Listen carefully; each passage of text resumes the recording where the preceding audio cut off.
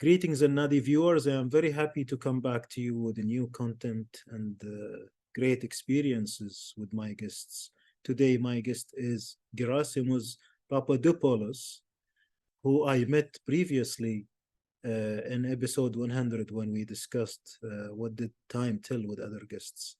So I'm very happy to have you with me today. I'm happy having you. And you can also call me Jerry Pappy, is the English version. Okay, yeah. Jerry Pappy is the name that I have on the social media, Sure. on Instagram and Sure. TikTok. And YouTube. YouTube, no, Gerasimos Papadopoulos. Okay. Okay, so Jerry Pappy. Jerry Pappy. And I have another, one with Gerasimos Papadopoulos and one with Jerry Pappy, 2 channels on YouTube. All right. So I'm very happy to meet you, really. And in some cases, I meet my guests like the second time to ask them about themselves and about their biography. This is one of the cases. So let's start from the beginnings. Yeah. So the very beginning, when I was born and where? Okay. Yes. So actually, I was born in Athens in 1988. So I'm 35 years old now. But when I was 2 years old, very young, my family moved to Cyprus, and my parents are from Cyprus. So we moved in Cyprus, and in Cyprus I was until I was 20 years old. So I lived my first years in Cyprus, and here I had my first experience with music as a listener and then as a player. Yeah. So that seems to be very innocent. I don't believe it. Tell me about your family, the community, the type of music. Yeah, okay. So what is very important is that my father is a priest, a Christian priest. Yeah. So my first hearings, my first listenings were Byzantine hymns, new Byzantine hymns, chanting. Yeah. So this is, let's say, my mother music language, let's say, if we can call it. And my mother, actually, when she was pregnant of me, she was taking her chanting lessons, and she was practicing a lot. So we can say actually that from the from the belly of my mom, I was listening to this music. So my first experience was with this music. I had lessons of Byzantine music. We used to say Byzantine music. The roots of this music goes back to Byzantine period, but actually is a tradition. So we have an evolvement. So I prefer to use the more academic, scientifically accurate term is Neo-Byzantine. What the musicologists use. But in Greece, we use this Byzantine music. Yeah. So I started chanting, firstly by ear, hearing the chanters of the church of my father. And then with my teacher, so I started taking lessons when I was, I think, 9 or 10 years old. I don't remember actually. And with private lessons, not group lessons, private lessons, which is the traditional way of working on this music. Yeah. And what is important is to combine theory with practice. So my teacher told me a lot, advised me to go to the church, go next to the chanters and chant with them in order to fulfill my ears with this music. But my ears were already fulfilled. of this music. Yeah. So I started chanting in the church, and sometimes I was the only chanter from this period, from when I was, let's say, 11 or 10 years old, and helping my father in the church. Yeah. So this is my first musical experiences. Cantor, a little cantor, and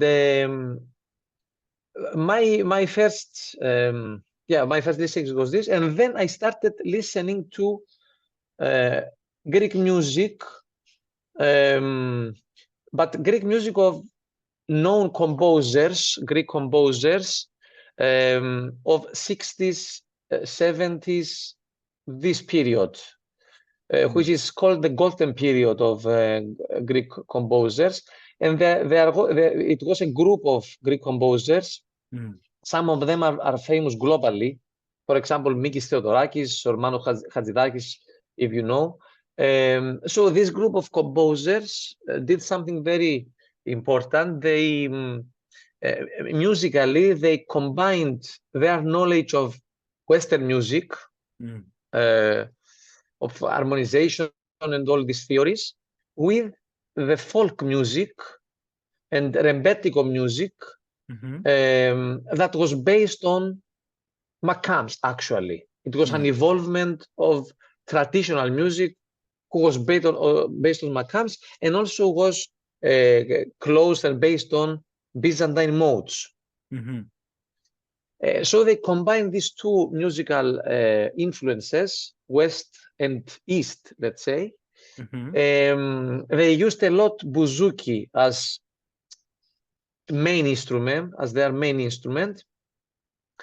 And the other thing that they used to do is that they use for lyrics actual poems of some famous Greek poets of this era.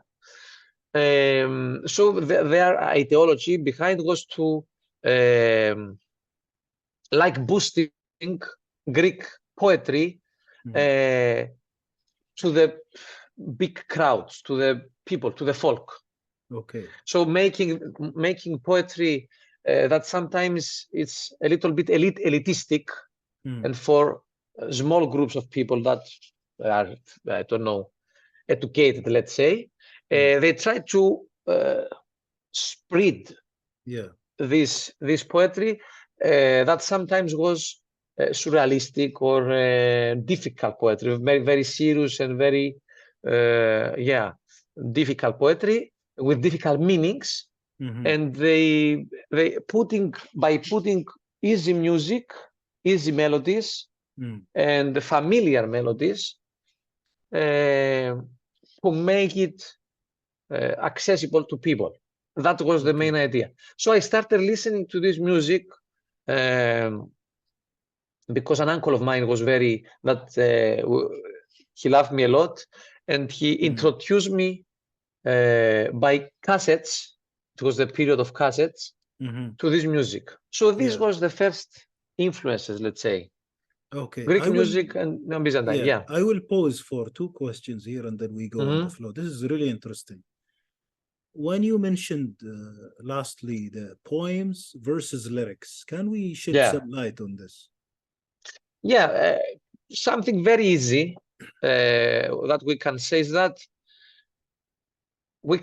lyrics need music to be completed, let's say. Okay. So they are not pure, they are like half. They need melody to be completed. This is a simple it's like a two leg. You need two legs. One is lyrics, one is music. Exactly. Okay, excellent. Poetry can stand on itself, let's say. This is a rough, very easy way to define these two, let's say, notions. But of course, we have a lot of exceptions, and we see that these two notions, two meanings, are maybe combined, are not overlapping, exactly. Yeah. We have, for example, the very ancient example of Sappho. Sappho, I don't know if you know her, was a very old, an ancient Greek poet, Yeah. a woman, female poet, Yeah. from Lesbos, very famous. And the story is that she wrote her poems to be sung, not to be written or, you know. Yeah. So these poems were sung, but they can't stand on themselves very clearly. They are pure poetry. And we have also the current example of Bob Dylan, for example, that took the Nobel Prize because of the lyrics of his poetry, but because of his lyrics, of the poetry of his lyrics, anyway. So we have examples that are contrary to this definition. Okay, clear. Yeah. So now you are telling me that there was a movement of these people who brought poetry with like elitist subjects and elitist technique in literature to music, utilizing the technique of easy or people music, where it has spread it outside the circles of elite, which is a very interesting thing. Maybe later we expand. And you told me that they get Nobel Prizes for this. Yeah, two of these poets took Nobel Prize. Is Odysseas Elitis and then George Seferis, the name of them. They were famous in this period, the 30s to 60s, let's say. Yeah. And the Elitis was influenced by French surrealists, Paul Éluard, for example. And Seferis mainly was influenced by Eliot, the English poet. Yeah. Eliot. T.S. Eliot. Yeah. But they found their own voice, and also they were trying in this period to find their Greek voice, let's say, and to develop a dialogue, an abstract dialogue with the old poets, Greek poets. Yeah. Yeah. Now that we are in the beginning of our discussion, can we give a little bit of idea about what is Byzantine music versus the Makam or Rebetiko or whatever? Just a little introduction, because we will go in detail later. Yeah. Yeah, if you have to define what is Byzantine music and diachronically through the years, because there are some standard common things through the years, is that, of course, is a chanting art, so an art of that belongs to the church, belongs to the mess, is a very organic part of mess, of Christian mess. So it's a chanting art, clearly vocal. There were no combination with instruments through the history. The only exception is now that we have an instrument. A lot of chanters use something like synthesizer to keep them the drone. Yeah. This note that is all the unison, this note that is always the same. Yeah. But again, is like a substitution of a human being. So there is no combination with instruments like the Western music. This is very important. The other thing is that mainly this music was monophonic, without polyphony, mainly. But we have some exceptions in history. We have some examples that there were some improvisational, let's say, polyphonic passages and developments, practices through history. And one of them was very recent, in the early 20th century. Anyway, but mainly was monophonic. The main idea is monophonic. And if we go to modality of this music, of course, this modality was evolved through years, but it's based on 8 families of modes, 8 families, and these modes are called ichi. Ichos is the plural of ichi. Ichos is the singular. So an ichos is one mode, and ichos literally means sound. Okay. So we have 8 sounds, let's say 8 modes, but actually these modes work as an umbrella that covers a lot of sub-modes or branches of modes, let's say. And so in practice, under these 8 modes, 8 families of modes, we have a lot of sub-modes. And actually, in practice, we can see, let's say, around 50 sub-modes. So it's something similar to makams. If we go now to the correspondences with makams, we can see that there are some modes that are exactly the same with some makams to some makams.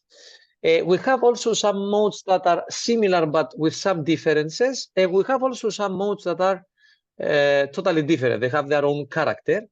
Interesting. And yeah, and in my opinion, if we compare the closest system is Ottoman makams. So if we compare Neo-Byzantine, let's say, so the new version, the version that we have, the current version of all sub-modes, with the current version of 19th century version of Ottoman makams, these two systems are very close, are cousins. Okay, and I think this happens because these two people, these two branches of musical idioms were together. So the musicians themselves lived together, and Istanbul was the center of both musical idioms in 19th century, in 18th and 19th century. So they developed together by influencing each other, these two idioms. They have differences, but they have a lot of in common. Yeah, and in relationship to Rembetiko now, Rembetiko, the birth of Rembetiko, let's say, is found in the prisons, actually, of Athens, let's say, in the late 19th century, and the Kutuk, as you said before, this very low society mythic points, where they used to sing Oriental music, actually. They are called Cafe Aman. So prisons and Cafe Aman were the, let's say, the churches of this music at the very beginning. And so we have these influences, the Oriental influences of makam music, and then we have the arrival of the Asia Minor refugees in 1922 that came to Piraeus and to Athens and spread in urban areas mainly, and they influenced a lot Rembetiko. So Rembetiko is actually something that developed based on traditional music and the eastern part of traditional music, because Greece you know, it's an area that has very different neighborhoods, neighbors. Yes, yes. And so, depending on the neighbors, you have different influences and different kind of music. So the Easter part, the Easter branches of this music, the Greek traditional music, influence Rembetiko. And also the other thing is the Western influences, because in Athens there were an elite of musicians. There were conservators that taught people West music. And we have also we can say the urban music that was very influenced by Italian music. And so we have harmonization, and so, and the combination of West influences, again, with East influences, made the second era of Rembetiko, let's say from 30s to 50s. And it's very interesting because they combined Makam modality with harmonization. And something new was born. Yeah. Yes. Yes. Now for the Byzantine music, what about the usul part? Nothing at all. There is no usul. Byzantine music, there are no particular rhythmical patterns in Byzantine music. Byzantine music has, let's say, three parts, three genres of hymns. The first is the syllabic genre. So we have some pieces that are like easy songs, let's say, where each beat is a correspondence to one syllable. In this situation, what determines the rhythm is the accented syllables. So it's like saying something, but melodically. So we have ανοίξω το στόμα μου και πληρωθήσετε πνεύματος. And this will be ανοίξω το στόμα μου και πληρωθήσετε πνεύματος. So there are no patterns. Lyrics and accents determine the rhythm. This is the syllabic part. Then we have the pneumatic genre, where each syllable corresponds to between 2 and 4 beats. And here, what's happening is that we have mainly, let's say, 4/4. So it's like ανοίξω το στόμα μου και it's like, or 2, you see this rhythm. And then we have the melismatic genre, where each syllable, or most of the syllables, are corresponded to long melismas, so a lot of beats. And here again is mostly we have very slow tempo, and the phrases, we have some stereotypical phrases, or a lot of versions of them, and the phrases themselves give the rhythmical ideas. And so what you have in mind as an interpreter of this music in the melismatic pieces, you have to focus on the phrase. You have to do the phrasing, let's say, to show the phrasing of the composition. And so you don't have to be stuck on particular patterns. You have to be a little bit free, like reading a free poetry. It's like this, like reading a free poetry. So again, we have something that reminds us the prosody of talking, of speaking. Yeah. Example? Of melismatic? Yeah, we have, for example,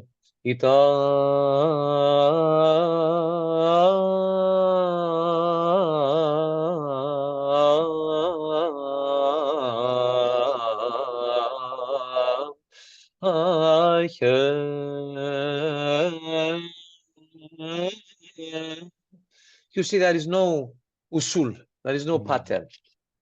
It's like water.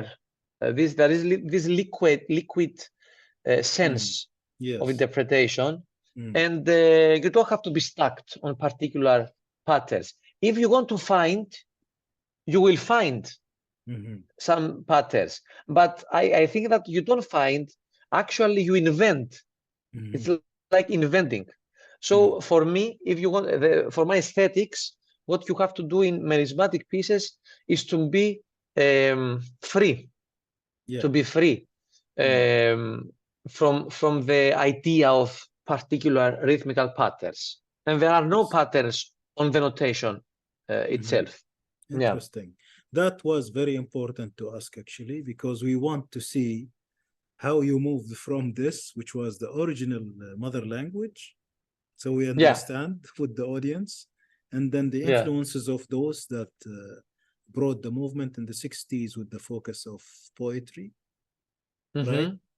And then Rebetiko, and then let's move on in the timeline. The timeline then is that, I found Rebetiko, and traditional Greek music, and particular some areas. I started listening a lot to Asia Minor songs, to Cypriot songs, and to Pontian songs, and also to Rebetiko songs. I moved. This happened when I was, let's say, 15 years old. And also in the same time, I started listening a lot to rock music, the first period of rock music. And also a lot of music of like Bob Dylan's music. I was in love with Bob Dylan, and because it reminded me a lot this idea of combination. Bob Dylan combined the traditional music of the country music, actually the traditional music of his country, with poetry. And also tried to make political poetry, to share ideology and share his own ideas with people. So this was also something that interested me, that music is not only love songs. Of course, we have a lot of love songs, and love is very important in our life, but also it's important to share ideas through music, but not making music didactic. I don't know if it's a good philosophical terminology. To teach people. No, you don't have to teach people. You have to share, ideas, to share, and also to share your questionings about your ideas, to share your. That's my philosophy. So I started listening to Greek traditional, to Rebetiko, and to the first era of rock music that I found very, very inspirational. The first period of rock music, in my mind, is very explosive. The people didn't start to put squares and rules. I feel that they were very free. I started listening to Syd Barrett, if you know him. It was the first composer of Pink Floyd, the first period of Pink Floyd's, and Bob Dylan, and Deep Purple, and this Captain Beefheart, very crazy guy. And I combined these ideas with, Rebetiko and traditional, and I found also Rebetiko very innovative and explosive, because Rebetiko was the first years of Rebetiko, especially in the first years, Rebetiko was born in small groups of people. They didn't want to make music to make it pop and reach money. So there are a lot of references to particular members of these groups. So there is something very pure and very simple, but in a very inspirational way in Rebetiko that I liked a lot. So this movement, this was my second, let's say, was there a plan? Were you following a plan? Was it by coincidence? Was it the era of internet and YouTube? What is it exactly that made you go to Mm. these influences? No, actually, I met some people maybe that, yeah, I was connected this period with some people that were dancers, and they wanted people to sing for them and play for them. And because of them, they started listening a lot to Cypriot songs, for example. Mm. But also, I started buying a lot of CDs. So we went to the CD period, a lot of CDs with this music, Mhm. traditional or rock or rebetiko music. Yeah. And yeah, and I used to listen a lot to this music. Mhm. But Yeah, was that creating a focus or like ambiguity in the direction? I mean, what we see today is something else. today, yeah, that's true. Yeah. So because of the what is important here is that because of my my rebetiko listenings and also the folk music Yeah. influences, I started learning to bouzouki Okay. when I was 15 years old for 3 years. And then when I was 18 years old, I started learning oud, the oud, by Mhm. a Cypriot oud player. Andreas Christodoulou is the name of him. Mhm. And the bouzouki teacher of mine was Kostas Evangelou. Anyway, I did only 3 years Mhm. bouzouki lessons, and I mainly fall in love with the oud, actually. Mhm. When I heard a particular taksim, an improvisation by Christos Tsiamoulis, which is a famous oud player in Greece. Yeah. So when I listened to a CD with Asia Minor songs, there was a track with uh, an oud improvisation. And Mm. so a friend of my father brought me from Turkey a very touristic oud, Mhm. maybe 100 liras, and so brought it to me, and I started playing by my own Mhm. oud, and I found it very, very, I don't know, very, very interesting, and it was like in my mind, what happened with the oud Mm. is that I felt that while all the rock stars and not only in America, in USA, everywhere, all these pop singers and rock singers have the guitar as their main instrument that True. combine them for their company. Oud could be my guitar, let's say, Mhm. Mhm. my company where while I am singing. And because, oud is fretless, and also you can imitate a voice, and also is an instrument that has all these middle hertz. You can play uh, only your voice, and oud is a complete sound. Mhm. There are bass notes, also high notes, and you don't need something else. Mhm. So it's very good correspondence to guitar. Mm. Um, and so I started playing the oud, and this led me to Turkish and to Ottoman music, Mm. actually. Yeah. This was before uh, uh, arriving in Athens. Mhm. Then when I was 20 years old in Cyprus, we used to go to the army for 2 years, from 18 to 20 years old. And when I came to Athens, then I started taking more seriously, firstly, the oud, Mhm. secondly, the Byzantine music, and also my voice. Yeah. And so I started having some lessons by a lot of different oud teachers.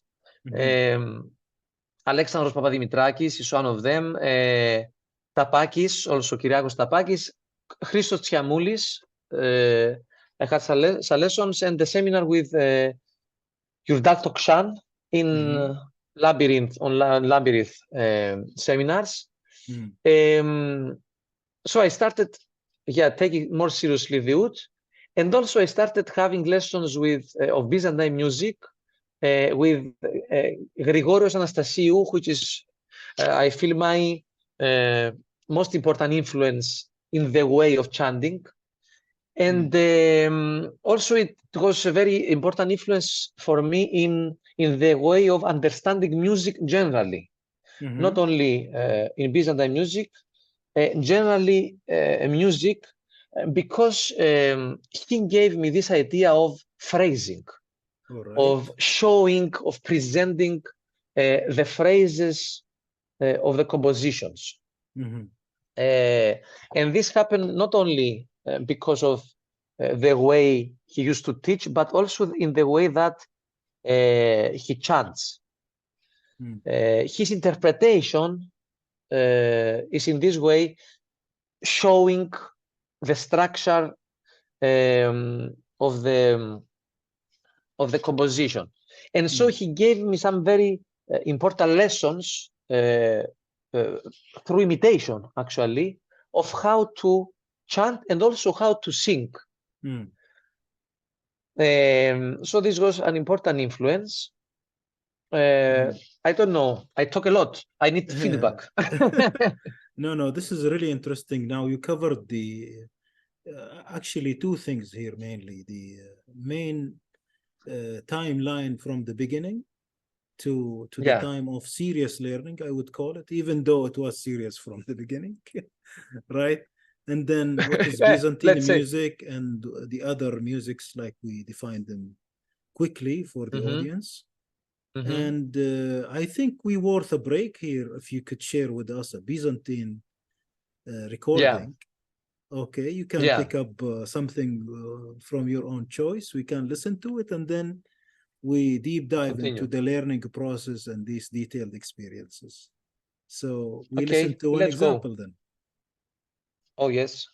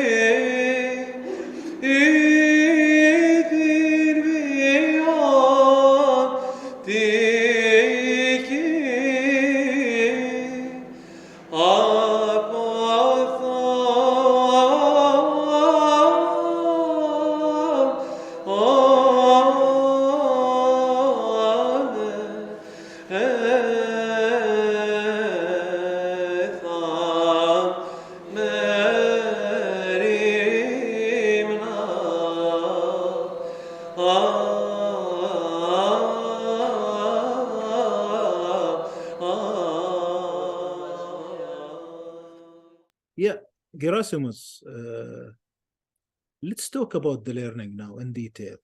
Now you had in the early stages your family as a source of learning. Then you get private lessons, right? When you were 10, is it? Yeah, in Byzantine music. And that was in Cyprus. And then we talk about when you came to Athens and when you started instruments seriously, and then Byzantine music with your master who taught you about phrasing.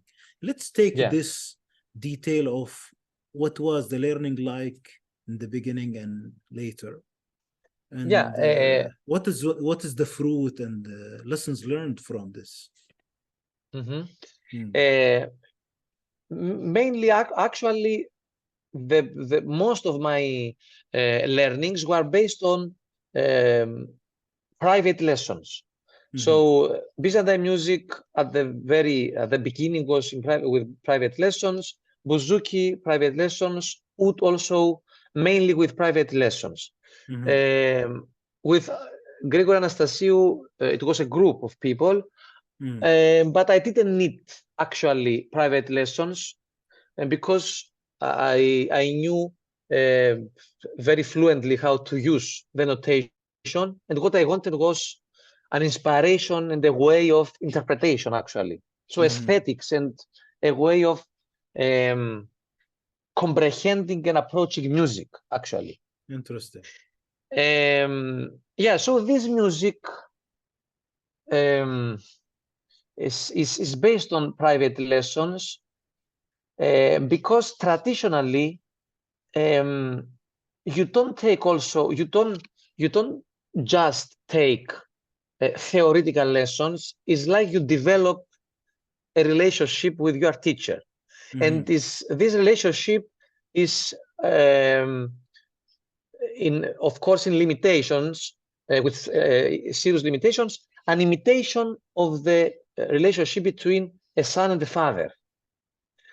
And actually, I had such relationship with most of my teachers, or when I was grown up, a relationship between friends. Actually, because with friends we develop this influential relationship. We influenced and we are influenced by them. Of course, when you are young, is more close to parent relationship, father-son relationship.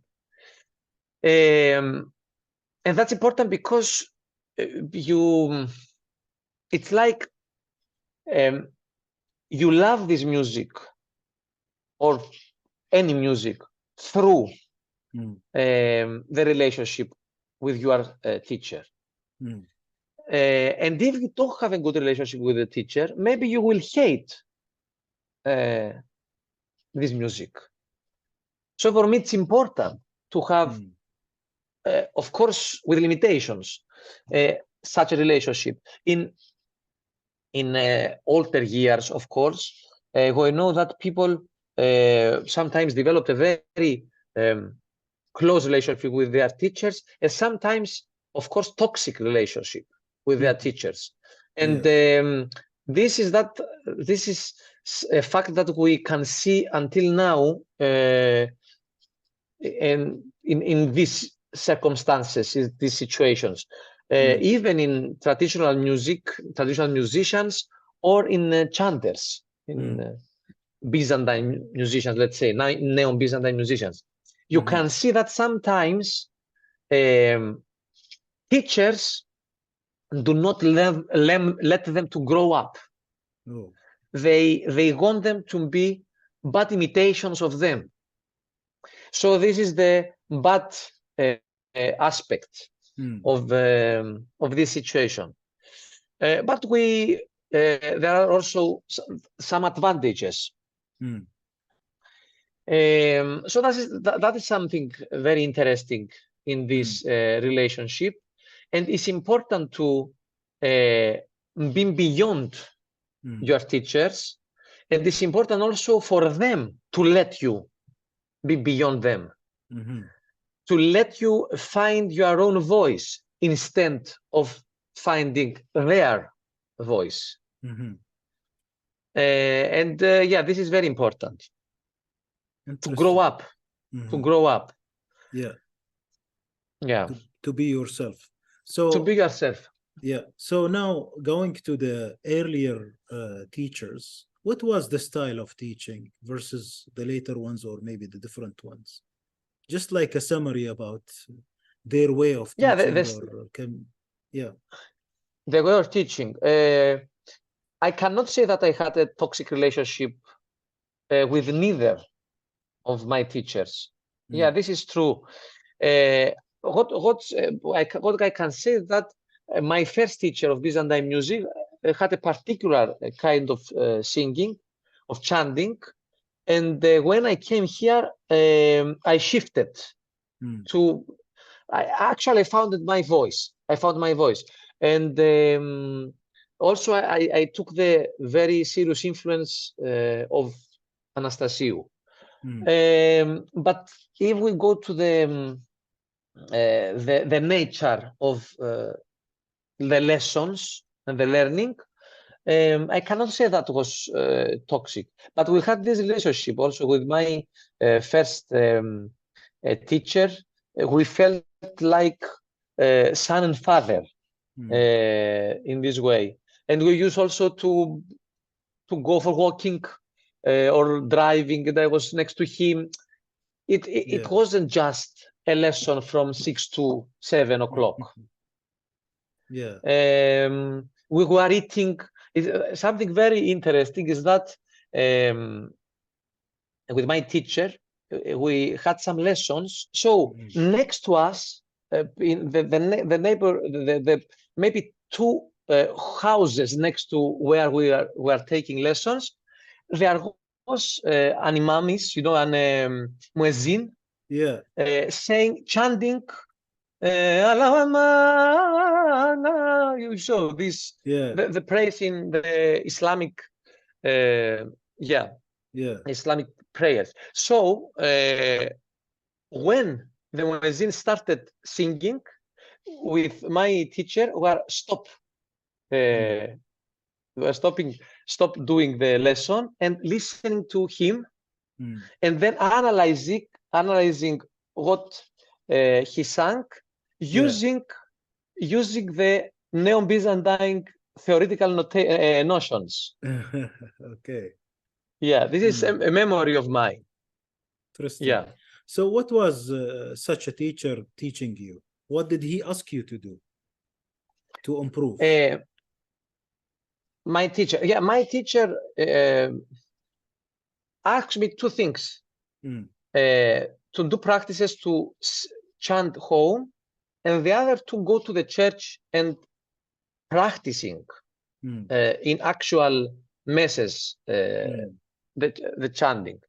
But I was very lazy guy, and I am very lazy, unfortunately. And so the only thing I used to do is chanting in the church. And I remember just every time my mother was driving to drive me to the teacher, and I had 20 minutes from my house to where they were taking the lessons. And every time I used to practicing what he told me to practice in the car every time. That was the standard situation, the standard thing. Okay. What about listening? What about notation? About notation. This notation is very interesting. This notation is called new method. It's an invention of the early 19th century, but it's an evolvement of a very old notation, and that was developed in 10th century in Byzantine Empire by Byzantine chanters. So it's a development of this. I can share with you if you want. Yeah, please. You can see here. Yeah, you can see here the old notation. Yeah. The old method, let's say, in academic circle is called Middle Byzantine notation. And what is important with this notation is that it uses neumes. And in neumes, what is the difference between Western notation, the notes of Western, the signs of Western notations? These neumes indicate the movement of the melody, indicate how you will move. So each sign tells you, move on one step above or one step down.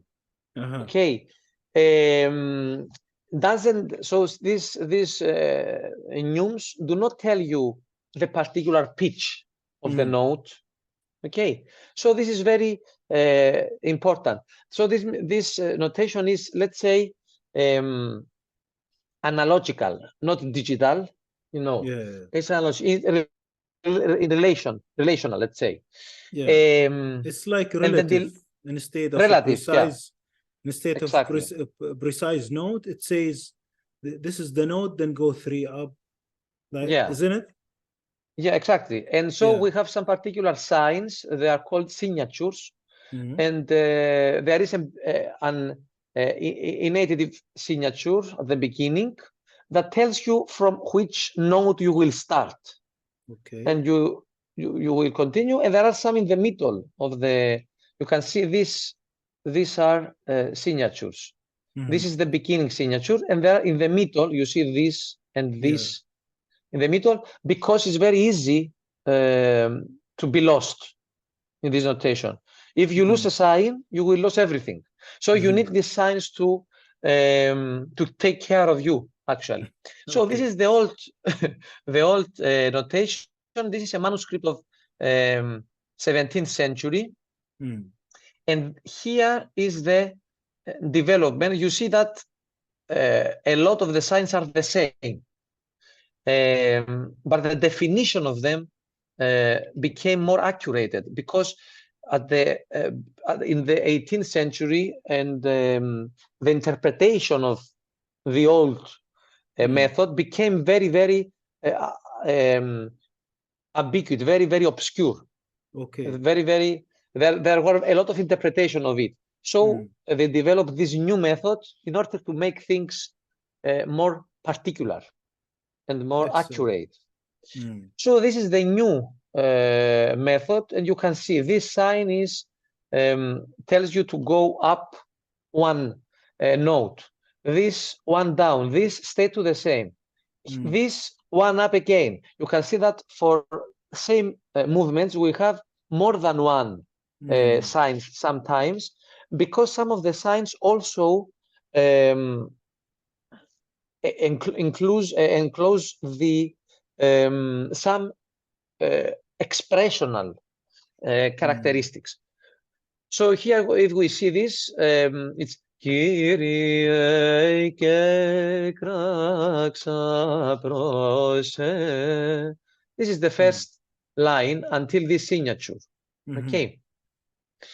So this is the notation that we learn in the first year. So you learned both of them, or you learned the modern one? No. Nobody takes lessons of the old method. Yeah. Because the old method is a hot potato of researchers. They do not agree between them about its interpretation. So imagine what's happening there. You cannot teach this, because we don't know the actual interpretation of it for sure. And maybe we assume that the interpretation of the old method developed and changed and evolved through the years, and that's why we end up at the end of 18th century and the early 19th in a chaotic situation of a lot of interpretations of it. Interesting. So this takes how long to learn? Practically, on average. Practically, you see, because we start having lessons in a very young age. When you are young, you need actually 1 year to listen all this, to learn all the signs actually, and all the combinations of the signs, which is very important. The signs do not work as themselves. It's more accurate to say that they function in combinations together. Together. So you need 1 year to practice a lot and learn this, and then to go to the melismatic pieces that we talked before. You need maybe 5 years. Wow. 5 years. But if you are already a musician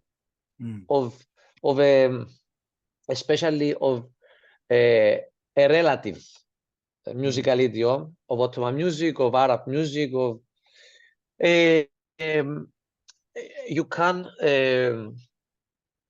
maybe you need less years. Okay, but it's not an easy system. It's not so easy than the Western system, which is very clear.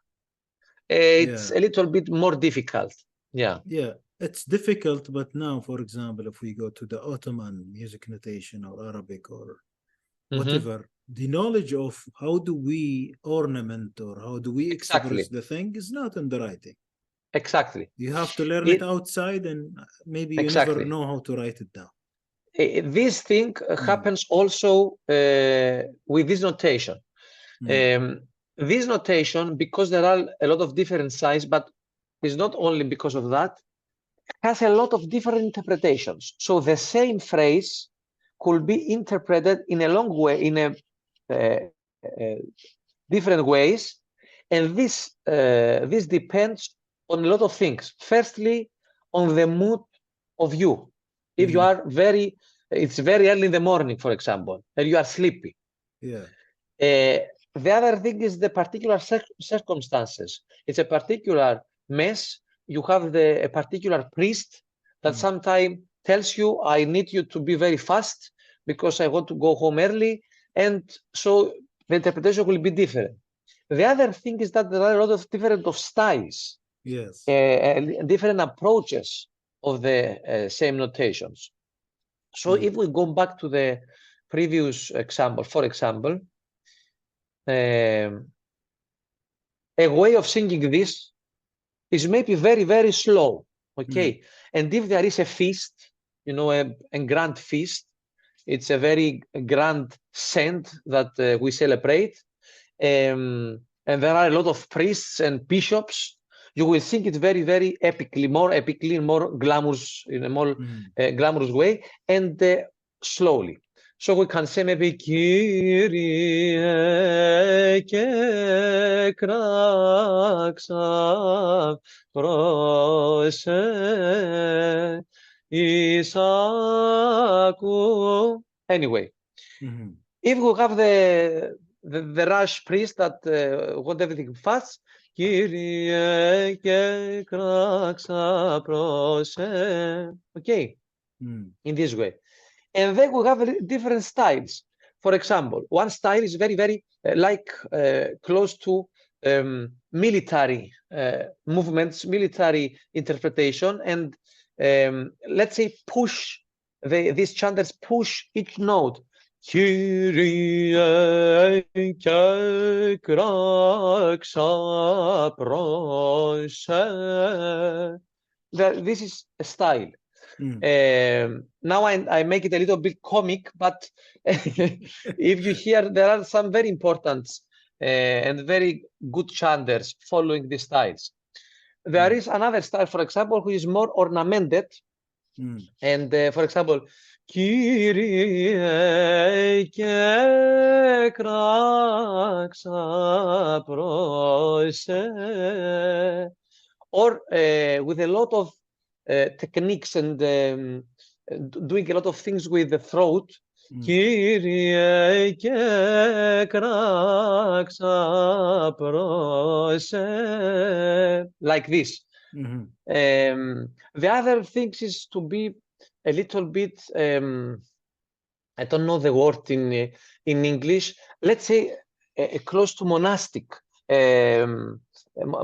environments. If you sing this, if you chant this in monastic environments, or people in the cities, urban chanters that imitate sometimes badly the monastic way of singing, they sing more quiet. Kyrie ke kraxa prose. They try to be more soft, let's say. Some others are closer to the Western way of chanting, Western way of singing. Kyrie ke kraxa prose. Something like this. And they show a lot the lyrics, the consonants of the, so I say, let's see. Interesting. Yeah, they try to show the lyrics in a different way. Yeah, interesting. So different styles, different styles of interpretation. Yeah, one last question about the notation. Do we say this is more accurate than the other notation that we all know for like Ottoman or Arabic? No, the modern Western Arabic Ottoman. Listen, again, we have different styles. Now, not styles of singing, but styles of writing. As well, huh? Transcribing, yeah.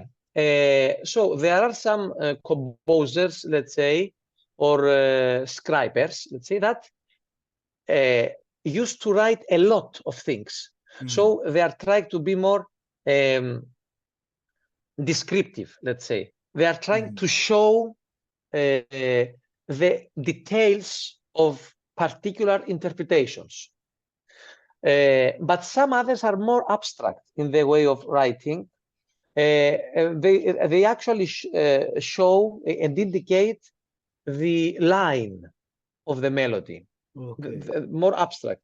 And in this way of writing, you as a chanter, you have the freedom and you have the opportunity to make it in your own way. So maybe we could say both have same natures, right? This notation. Yeah, exactly. Yeah, we cannot say this is more accurate or that's more accurate. No, I thought this has more into like symbols of dynamics or expressions than the other one I know. Yeah, yeah. It's like it depends on the mindset of the scriber, of the notator. Yeah, at all. Because some people like Western music. Exactly. Yeah, exactly. Yes. So continuing on the thread of teachers and learning. I think you told me that your first teacher also emphasized into a lot of listening. Yeah. Right. Yeah. He said you have to listen a lot, and this is very, very crucial in the learning process. Very, very crucial. Yeah. And yeah. Yeah, you told it. Yeah, that is very crucial, and it's very important to fulfill your ears with this music in order not to do this by using your brain, of course, a combination, but also to doing it naturally. Interesting. And that's why we do imitation, and some of them they force you to follow their style or whatever, right? For me, it's important to develop intuition. This is also a linguistic term. Because in Athens, I forgot to tell you that in Athens I studied linguistics, Greek philology and linguistics. So it's very important to develop your intuition in order to be a good musician in a particular musical idiom. You have to develop an intuition and to be an experienced listener, which is the correspondence of the guy that has a mother language. Yes. Okay. Yeah. Interesting. So this is a very important thing, and that how is that development happening? Is there a way, or just it comes by nature? No, it comes naturally if you listen a lot to this music. That's it. Great. If you are listening a lot, and if you try a lot also, of course. If you are just listening and you don't sing even in the bathroom, you will never do anything. You have to fulfill your ears and also practicing anyway. Practicing. Yeah. Yeah. So let's quickly talk about the other teachers or the other lessons. Like give us some spotlights on these, the styles, the important things. Now, this first teacher we finished. Next, the phrasing, the oud. Then actually, I feel that from each one of them, I took some particular things from for example, the oud teachers. For example, from Tapakis, he helped me a lot in the way of having the, I don't know, the penna, the stick, I don't know which is in English, the thing that you play the oud. Some other helped me in the way of understanding of, they gave me some particular practice exercises. So it's a combination And when you are adult, it's different way of understanding and learning, of course. Yeah. You're learning more quickly. You know more accurately what to avoid and what to listen to get advanced, to get advised and get advanced. Anyway,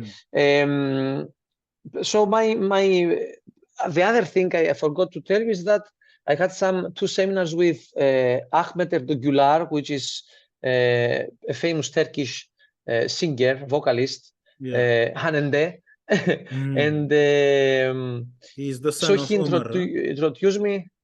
The son of yeah, Omar. exactly. Yeah. And the son of Omar, and he introduced me the way of singing Ottoman şarkı, Ottoman vocal pieces, and I found it very, very easy because I realized that the techniques are 90% the same than the techniques of chanting, the Neo-Byzantine chanting. So it was very easy for me. Yeah. Interesting. Can you tell me about the phrasing thing? Now, the first layer is the notation, notes. Right? Yeah. The second layer is phrasing, or there is something in between? Now, now maybe because this is important, and this is part of this time where it's part of the way you made yourself or you were made, isn't it? This is a very critical point. That's true. The first thing, if we are talking about the interpretation, the first thing we can say here is the notes, and the second thing, the second level is the accented notes. Okay. So it's important to find which notes are important, accented, and salient, and which notes are subsalient, are not very important, are important. So this is very crucial, and the interpretation has to show the important notes. And if you do so, the next step, the third level maybe, is the phrasing. And in this way, you are free from the rhythm. That is very, when you feel free in the interpretation, and I talk mainly about vocals, about voice, and because it's different, voice is different than playing an instrument, playing the oud, for example. And also we have, it depends, because the oud has to be combined with the percussions. So you have to be accurate. You have to be in combination, you have to be rhythmical and very groovy. In some traditions, oud replaces the percussions. The players, the more folk players, the halk players of, for example, they used to play very strongly, and they push the strings in order to be more percussion, in a more percussion way of expressing the melodies. This is important. But if you play, for example, violin or singing, then you have this freedom, and I think you have to be above the rhythm. If you hear some players or singers or chanters very accurate on the rhythm, you have the feeling that they are yet learners, amateurs. To make people communicate with you, and actually you tell a story with your interpretation. Either you are a player, either you are a singer, you tell a story. And if you want to tell a story, you have to be above rhythm, and it's like being narrator. That's it. If you're a narrator, you focus on the prosody of your voice. Sometimes you are very, very quiet. Then you level up the voice. You fade in, you fade out. You look after the dynamics of you, the expressions. Also, you have to take care of silences. Silences are very important. Not to be very busy and very over Condensed. Exactly. Yeah. So this is the third level of interpretation, I think. Interesting. To tell a story. That's really Yeah. interesting. Now, in general, to summarize, you have seen many types of musics, and Yes. basically two instruments plus the voice, which is instrument This is my zero. main instrument, I feel. Instrument Yeah. zero. Right? Instrument zero, exactly. Yeah. Exactly. And then you have chosen musics to stay with you, not musics you were exposed to. Like you said, there was rock, rebetiko, Ottoman, whatever. What kind of music stayed with you and why you chose them? Yeah, when I was, let's say, 25 something, so like 10 years ago, let's say, I felt that I have to decide. I have to decide what to do with music. All right. The first important decision I had was that I do not want to be a soloist, a virtuoso in the wood. I understood that you need a lot of time, a lot of practice, and I didn't want to give my whole life to exercising with the oud. So I decided that oud will be my company, my accompanied instrument. This was very important. And I decided also that my voice will be my main instrument. Then I decided to focus on what I was already learned, to be more in depth in this, because I realized that if you want to be good in something, you have to be familiar with it. And I of course, when you are anyway, in a moment in your life, you realize very, very clearly that you have deadline, you will die. So you have to take these decisions in this deadline. Yeah, that's it. Yeah. What to do and not what to do. So I realized that I will need maybe 10 years, 20 years to be a professional and to have as my mother language any other kind of music, Indian music, blues music, anything else. So I decided to focus on what I already learned on a particular level, to be more into this music, and also to go a level up. And the level up is for me to compose, to find my voice interpreting such musical idioms, which is rebetiko, is traditional Greek music, Byzantine music, Ottoman music.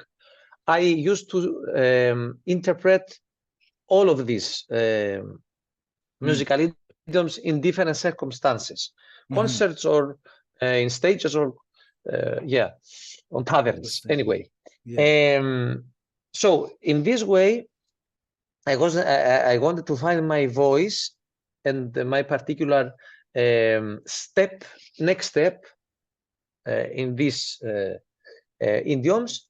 And the other thing is to compose. This was very important decision for me to be to try to be a composer. I used to compose when I was since I was child, actually. But I realized that in Greece now there is a movement of discovering, rediscovering, and reapproaching traditional music, but not composing based on traditional music. There is a mindset that this music is kind of, let's say, obscure. Exactly. And you cannot touch it. You cannot touch it. Sometimes you cannot touch it. some years ago, things were more difficult because you couldn't even touch it in the way of approaching musically, to do covers, to play with different rhythms, or mix things. Now we do a lot of these mixtures. We combine traditional music with other musical idioms, but the next step is to compose, I feel. And to compose pieces, this is my ultimate goal. To compose new songs that they have a fresh idea, a fresh character. So do not imitating the previous songs, but also to be organically part and continue the tradition. So the actual meaning of this is, if you play such a new composition in the circumstances of a traditional fiesta, you know, Glendi, what we say, Glendi, to feel that this music, this new composition fits totally, fits completely.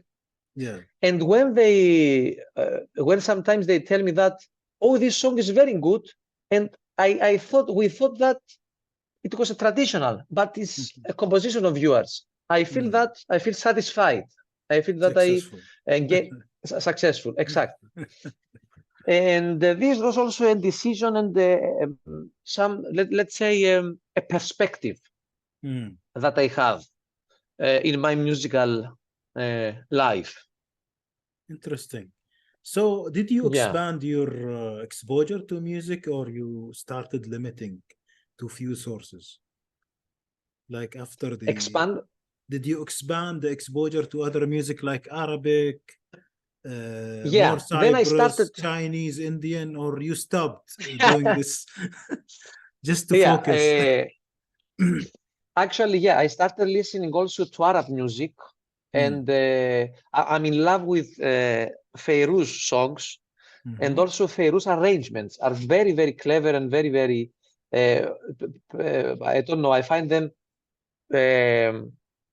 very influential and very ingenious sometimes, the arrangements of her songs. And also Arab songs. And also in a period of my life, I started, and I listen a lot to Gregorian music, and some different Christian chant musical idioms. Gregorian music, Bulgarian music, Russian music, Armenian, Coptic music is very interesting. The Coptic music, the music, the chants of Copts. And they have a lot of rhythm in their music. It's very, they're very groovy music. In contrast to the Gregorian, that is totally rubato. Very, very free. But the bad thing is that because of the usual life of a Greek musician, is full-time job. You are running all the time.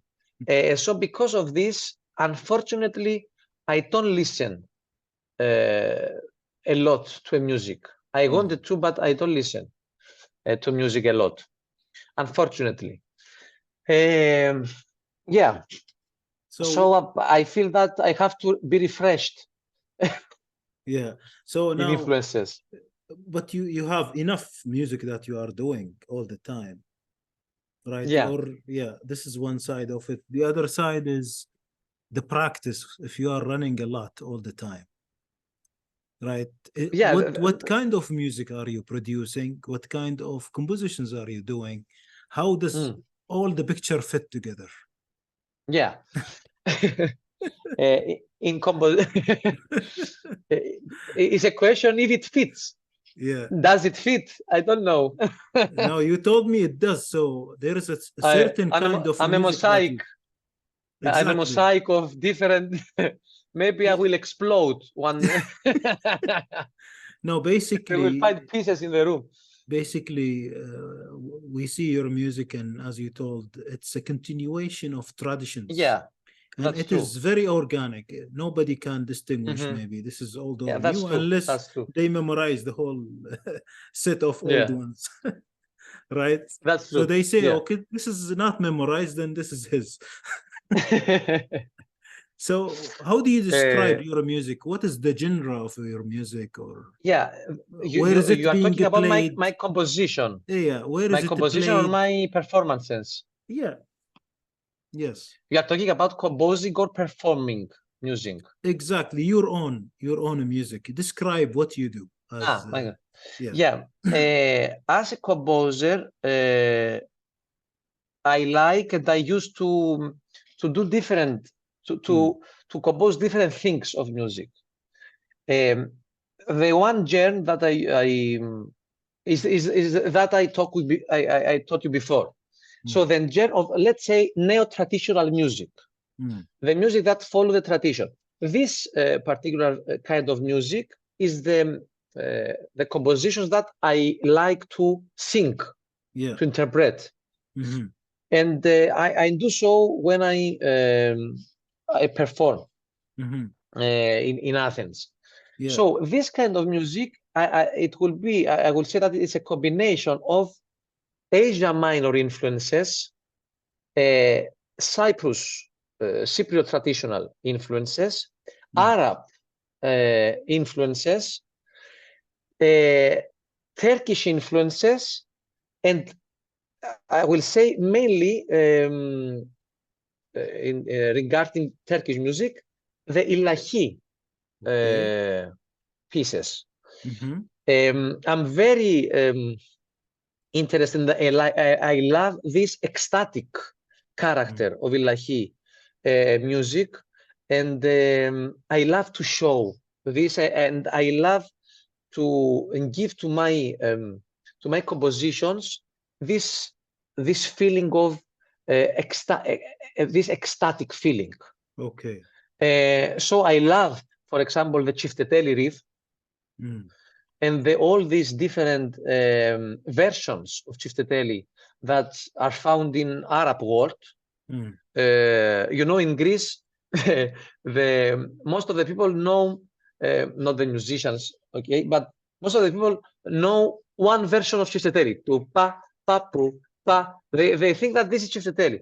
They yeah. do not know all this richness of Mm, Chifteteli rhythm that are found in Arab tradition, and I love this. hmm. So this is one part of me. The other is um, I composed some music for theatrical plays. Um, all of them were based uh, on wood, on the wood, but they had also the ideas of jazz. Sometimes I combined wood with accordion and Mm, some jazz ideas and jazz rhythms. So in this way, I feel free to do mixture of genres. Um, I also, for my interest, I also compose some folk songs. Folk in Greece are called laiko, laiki, musiki. mm, Laiko τραγούδι is folk song. The literal translation is a particular genre that has bouzouki as its own instrument. Let's say the main instrument of it. Uh, um, and but until now, I didn't publish this music, and I don't used to sing mm, these compositions. They do not fit to my voice. I feel a lot. yeah. Some of them they fit, but not all of them. And the final, yeah, I have to tell you that and also to the audience that I published one album with compositions of mine, written of a particular fairy tale written by a Greek writer called Fotinika Imaki. And I composed these pieces. The story of the fairy tale is about a Bedouin guy, a Bedouin, the Mm, man that uh, goes around desert of Sahara and on a camel and looking for a particular stone, which is the stone of love. Anyway, it's a symbolic song. So for this particular fairy tale, I composed pieces, instrumental and with lyrics by the writer, based on, let's say, Arab and Greek influences. And I recorded these pieces, and the instruments that are played are, of course, oud, the oud. We have ney, we have percussions, and also double bass. Okay, and my voice. And so the last release is an album. This is very different, another style.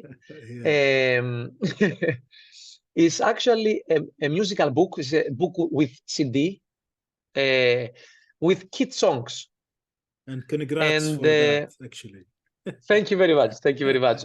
I have here the book also to show you. Yeah. Yeah, this is hot from the oven, huh? Exactly. Yeah, it's a book. Let me find. And the title is The Waltz of a Hedgehog. You know, the rhythm, the waltz. Yes, yes. I don't know if I pronounced it well. Waltz, I don't know. Yeah. Yeah. And so the lyrics and the whole production is made by my wife, which is a musical teacher, and she teaches a lot and has choirs, and she teaches a lot to children, and from 0 to 12 years old, let's say. And so she is the producer of all, and has the whole idea. And she told me if I can write the music. And so these songs are something totally different. They are more Western, let's say. They are more close to what we said before, with all this tradition of Greek composers of 60s and 70s.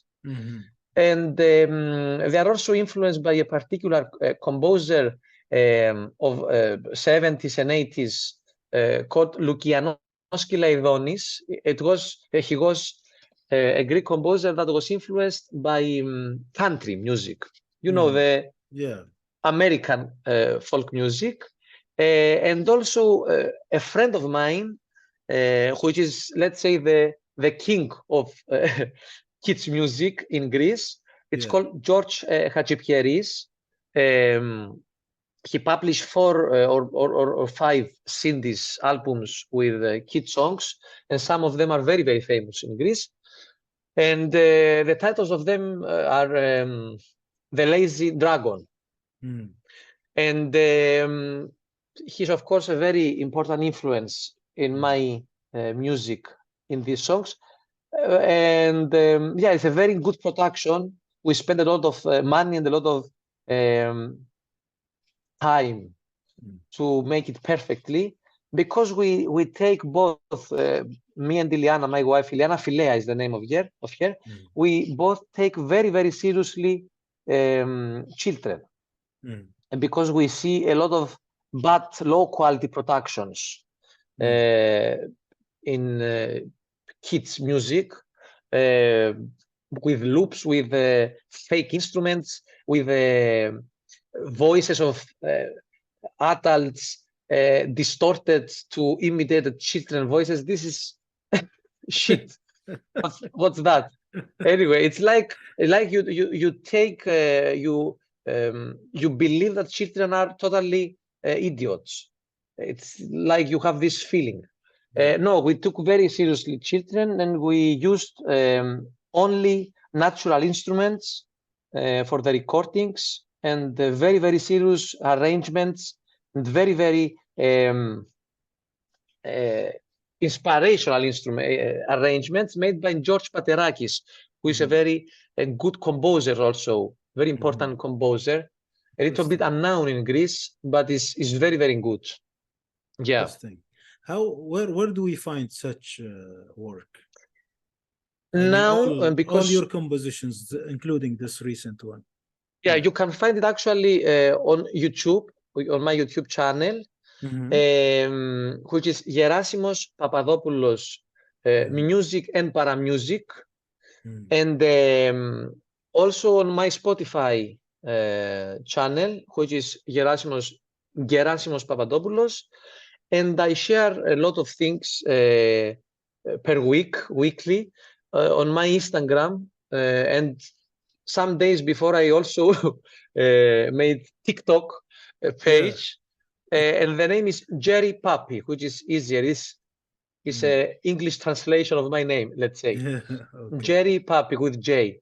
Yes. And this last release, the Waltz, the kid songs, will be published very soon on Spotify and all the platforms. Not only Spotify, Apple Music, all these platforms have my music.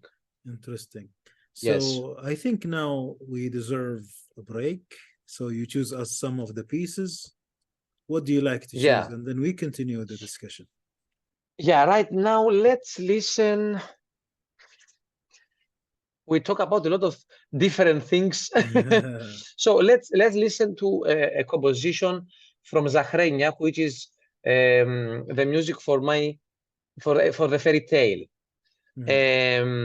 with lyrics by Fotini Kaimaki.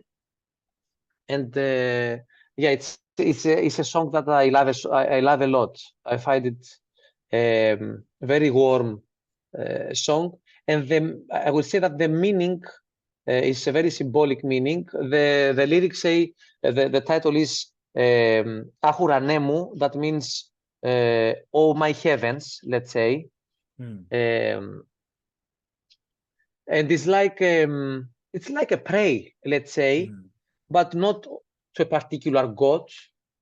It's like to heaven, and symbolizes all the paths that we take in order to find the meaning of life, the love, all this deep connection with ourselves or the universe. I don't know. It imitates, it symbolizes this thing, and also the music is in this way. The music follows the rhythm of the camel.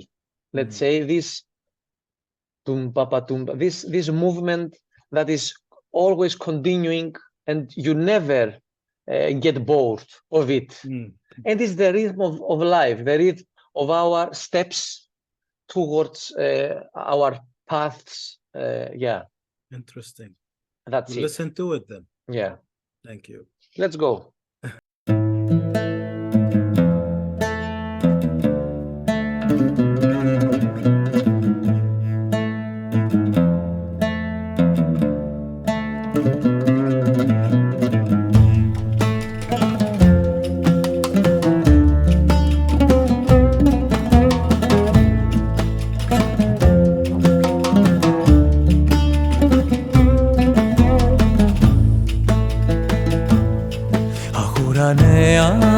Ουρανέ μου, ένα αστέρι δε μου χαρίζεις πια, κι εσύ πλανεύτρα φωνή του ανέμου, τραγούδια πέ μου γλυκά γλυκά,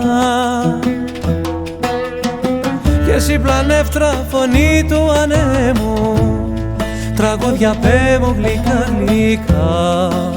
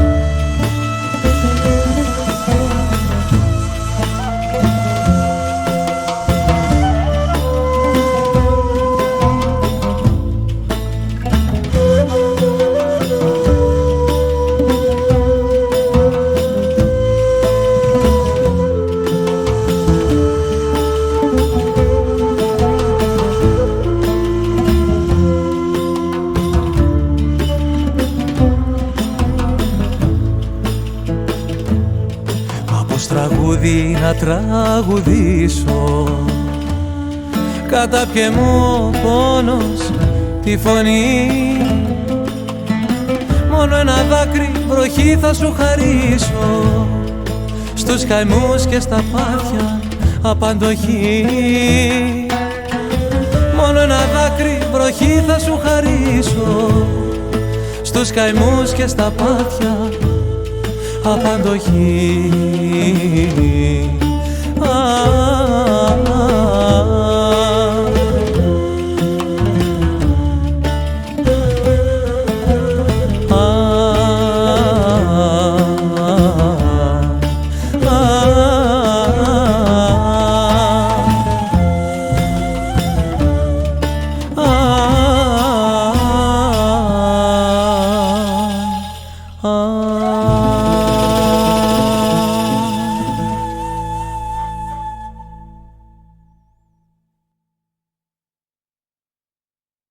Thank you very much, actually, for this song.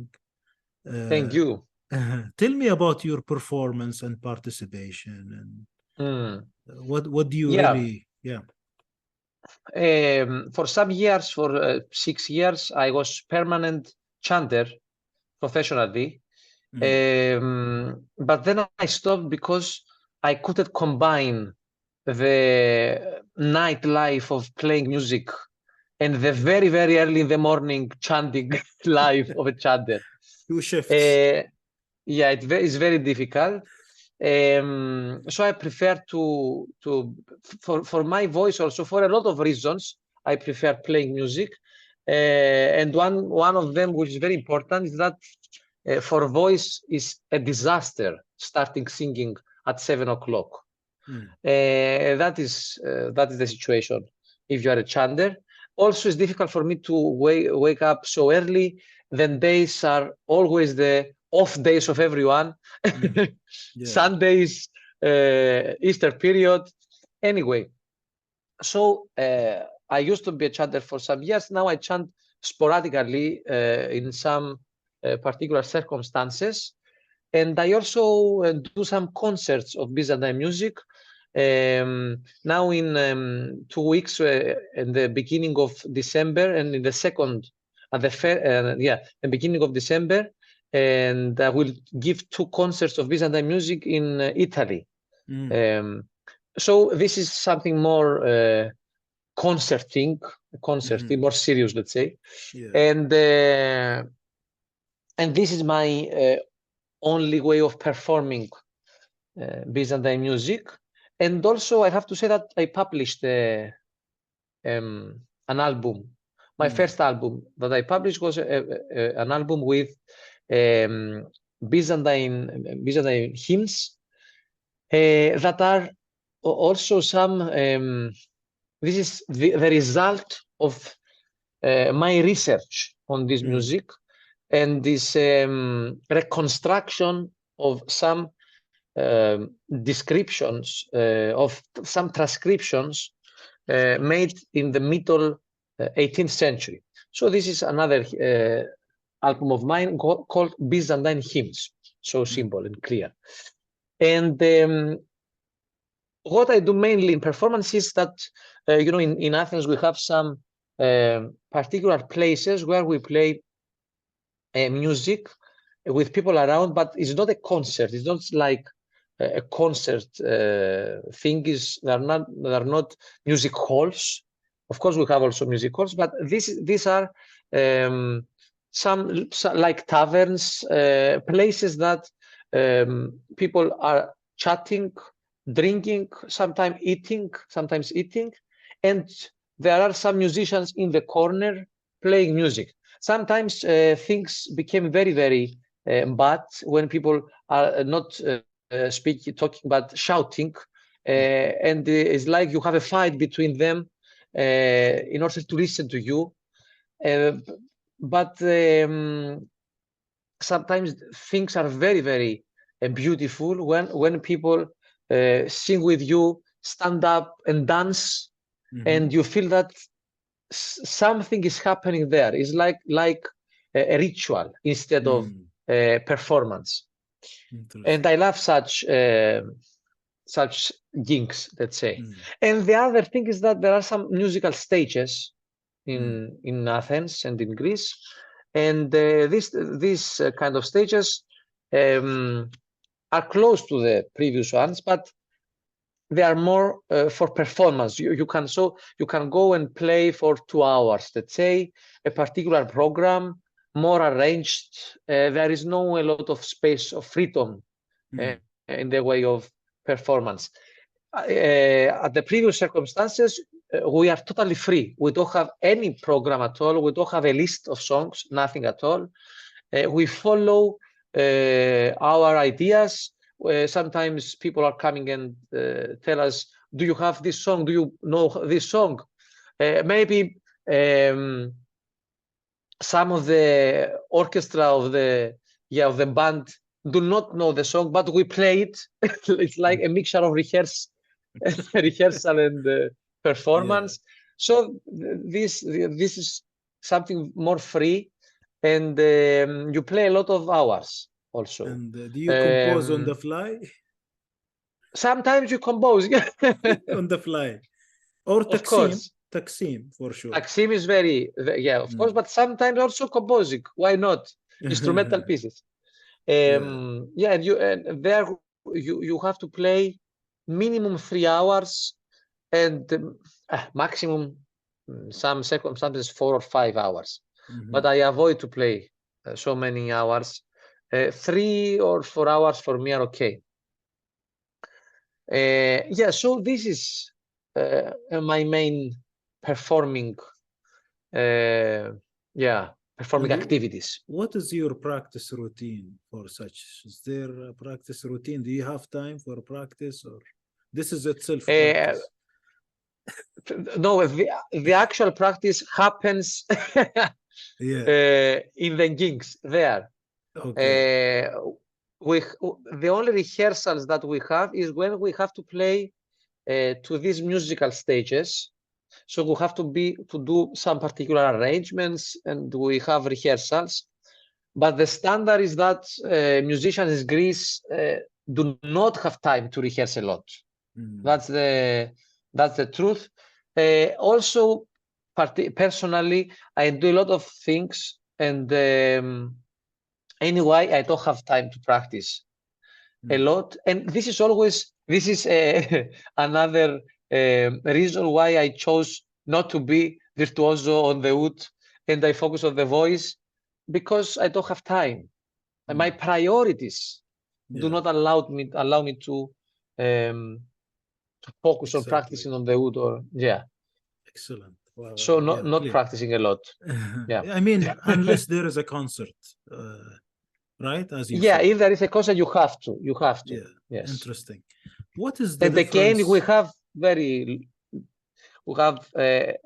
not a lot of rehearsals. I know you have some sort of concept about the difference between singing versus playing versus singing versus chanting. Okay. Maybe give me some elaboration on singing. Actually, let's start between with this bipole, this singing chanting thing versus chanting. This is a very common thing and a very common conversation between chanters. What's the difference? Anyway, in chanting, there is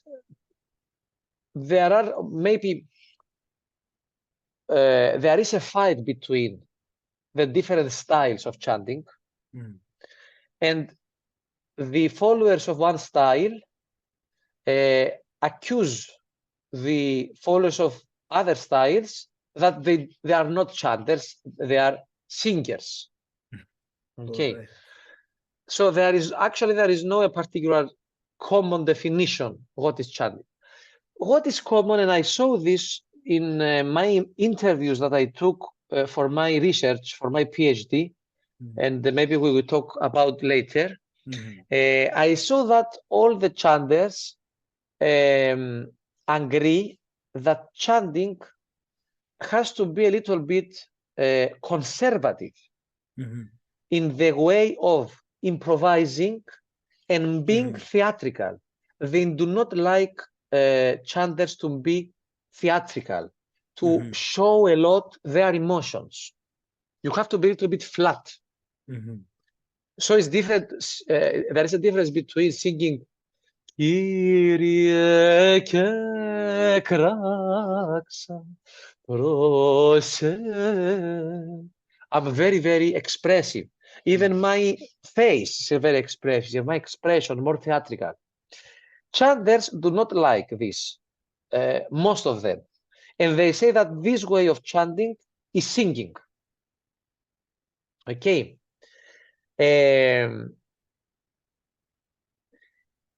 But for me, singing and chanting has to do with interpretation. For me, even in singing, even in chanting, you have to be no theatrical and a little bit conservative, not giving so much. So it's up to aesthetics. Yeah. The funny thing is that a lot of chanters that claim that chanters has to be conservative and not theatrical, maybe conservative, they are not conservative at all. At all. At all. Yeah. In their own interpretation. And some of them, they admit it, that they are not. But anyway, everything, it's up to the aesthetics of interpretation. But again, if we are going to the Byzantine music, to chanting, we have in mind that we express a prayer. And we have to be, even if you are not a prayer, if you are not even a believer, you have to be in empathy with the believer. For me, it's the same if you are not in a relationship, or if you are not if you are not breaking with your love and you are not crying, when you sing and you are singing a song about breaking up, you have to be in touch and you have to perform like having in mind this guy that is breaking up. So you have to develop empathy with the audience. And so in this way, you are a little bit an artist in the way of performance, and you imitate an actor. Interesting. So if you are a chanter, you have to be in empathy with the believer. And so you have to be focused on the lyrics, on what the lyrics are saying. And the lyrics are sometimes asking God or Holy Mother or any way, or a saint, asking something. You have to ask. Yeah. Sometimes the lyrics are glorious. You have to be glorious. Yeah. Sometimes the lyrics tells a story. Okay, so you have again to tell a story. But never, you will not find a love story in Byzantine music. You have maybe find love songs, but love songs for the God, which is different. Yeah. So you have to express. You have to express the meanings of the lyrics, and also to be in correspondence with the particular circumstances of the mass, of the ritual. Okay, so this is the first singing versus chanting. The other is singing versus playing. Yes, yes. We talked about a little bit before. Exactly. Yeah. For me, voice is an instrument. So there is no difference between singing and playing, but there are differences between different kinds of instruments, including voice. So voice, it's let's say a solistic instrument that takes the narrative part, tells a story. Percussions do not tell a story. Of course, this is an exception when we have percussion solo, or this percussion is that are more expressive and more musical, let's say. They are trying not musical, more melodical, let's say. Such percussionists are genius. But the role of the percussions in a band, let's say, is different. So you have to follow your particular role in a particular band. For example, when I play oud in one of the bands that I cooperate with, I am the soloist instrument, because this particular band is called Dzedzeleba, has an oriental name. We have percussions, and the instrument that also combines accompanies the percussion is a cello, violoncello. Yeah. So I am the guy that plays the solo, takes the melodies. So it's different, even with the same instrument. It's different the approach if I play as a soloist, the oud. I can be more free. I can do a lot of expressions, and it's different when I play as, like a lute or a guitar, because oud can play as a lute, accompanying and not playing the melodies. So it depends. For me, the final answer is that it depends on the particular circumstances of the concert, of the performance, and the roles that are given, the different roles that are given within a band. Interesting. Yeah. Very interesting. We discussed earlier, previously, not in this interview, the point of the life of a chanter, living from music, being famous, looking at music from an artistic principle versus being pragmatic. Do you want to comment on any of these? Yeah, of course, it depends on the, I think, depends on the country that you live in. I live in Greece, I live in Athens, and the situations are a little bit complicated and difficult, let's say. Actually, there are particular genres of music that have the money, let's say, that can give you money. And the main genre that has a lot of money is what we call here skilladiko.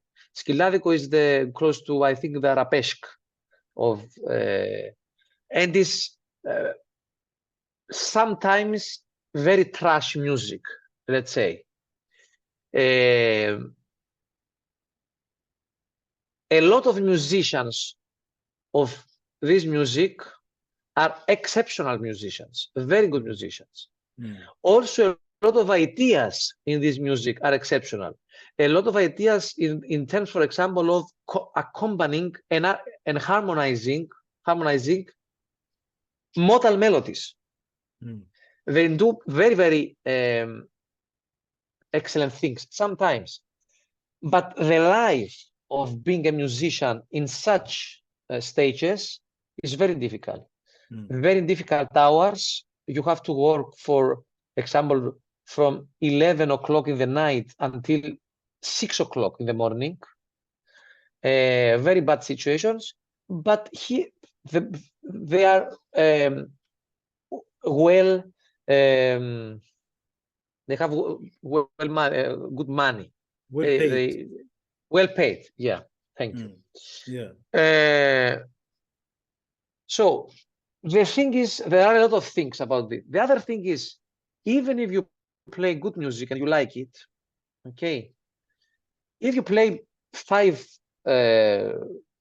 times a week, you can earn good money. Okay. Not good money, enough money for living. If you play 5 days a week. The thing is, if you play 5 days a week, for me, and I discuss this for other musicians too, and a lot of them they agree, your musicality loses.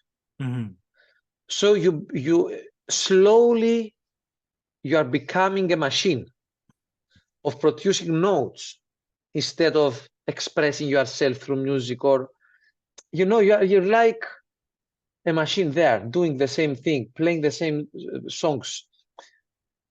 And so even you can live, you lose as a musician. And so you have to find the balance. Actually, you have to balance between making playing music not so much and losing your mind and losing your musicality, and also be paid enough money to manage to live. A good combination is if you also teach,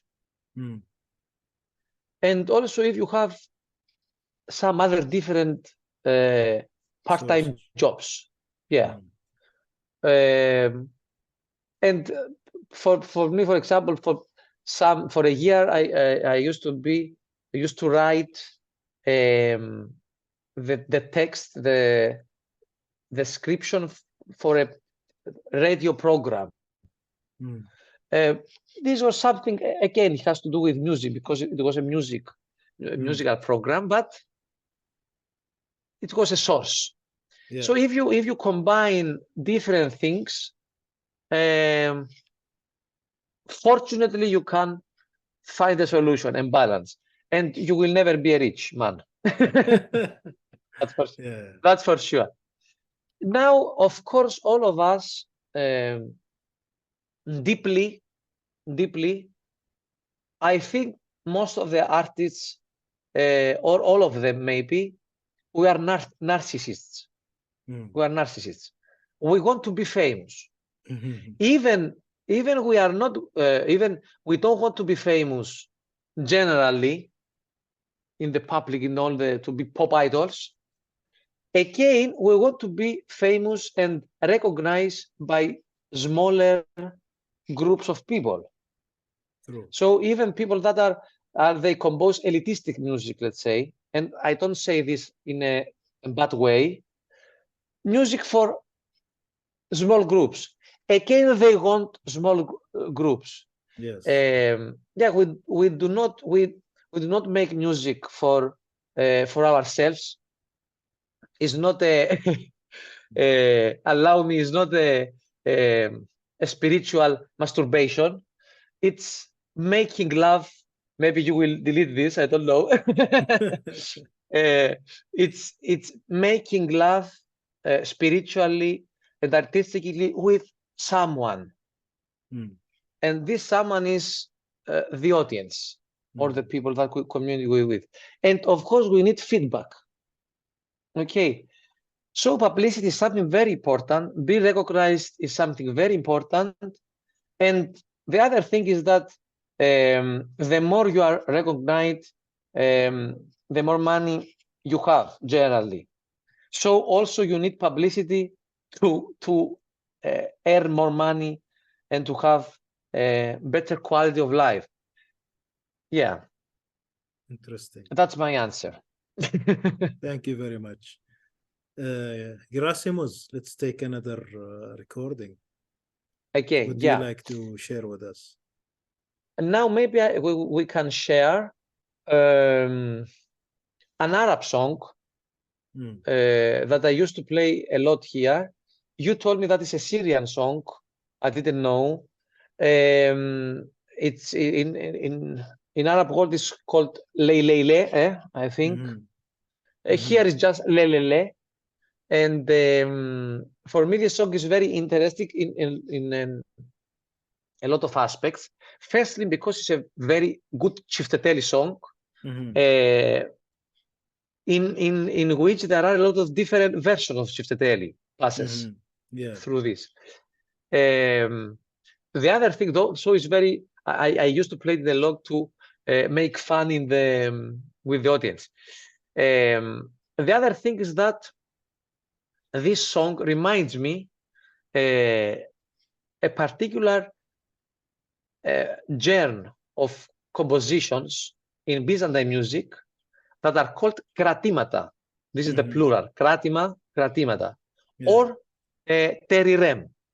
And these kratimata are some particular pieces, vocal pieces, because I told you that Byzantine music is always vocal music without instruments, vocal pieces, but with nonsense syllables. So there is a text without meaning. So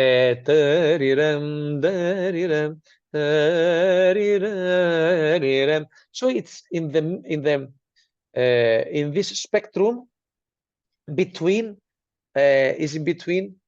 vocal and instrumental music composition. On the border, borderline. On the border, exactly. So it reminds me this, and it's very interesting for me. And also we have this kind of compositions in Ottoman music, and they are called terenums. Terenum. Yeah, interesting. Yeah. So let's go to hear lelele. Yes.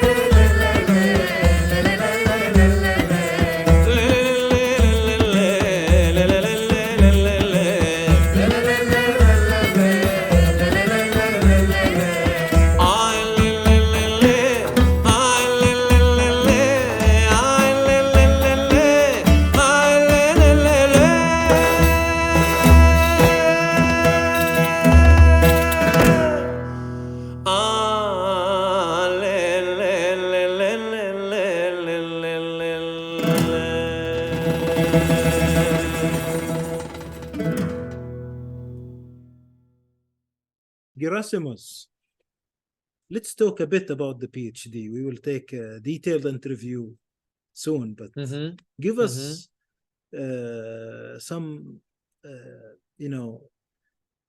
details about what you have done so far in the research and the PhD in particular. What is it about? Yes, as I told you before, I studied linguistics. Yeah. And linguistics, for people that do not know exactly what is actually the science of language. And what is important is not the science of a particular language, is the science of language as a system in general. So linguists try to find connections between languages, try to find the way that the mind works when we are talking, the connection between the thought and the language. Very, very interesting subjects for me. And because I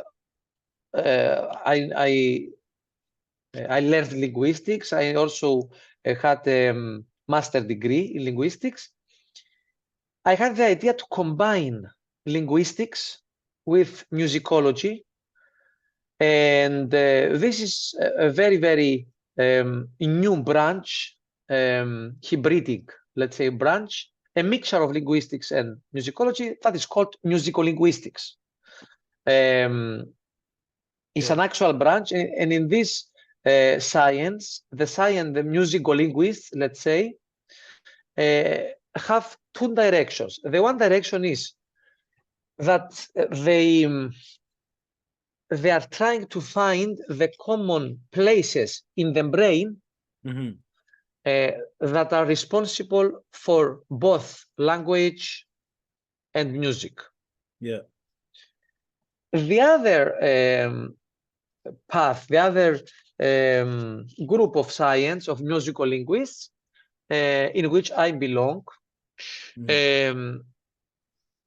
try to apply the linguistical notions and ideas and theories in order to do musicology, in order to analyze music, okay, different musical idioms and so on.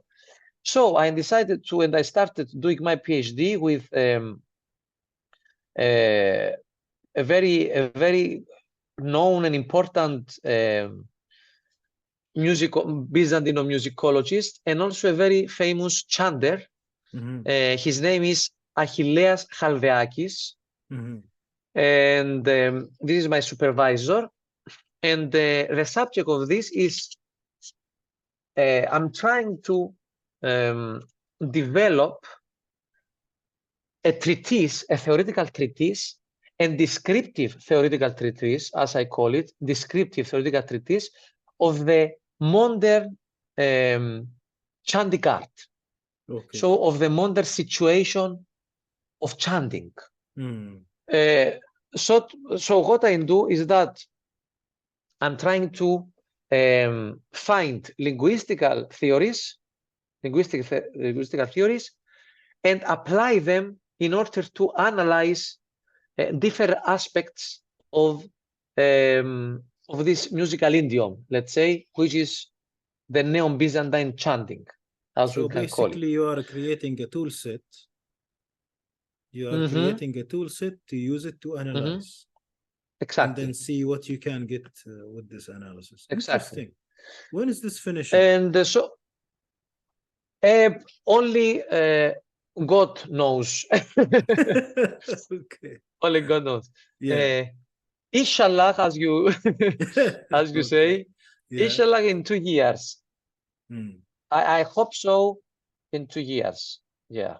It must be interesting. So in 2025, I hope so that I will finish. Even in because I already wrote the front page, and I wrote down Athens 2025. Okay, so deadline. We have a deadline.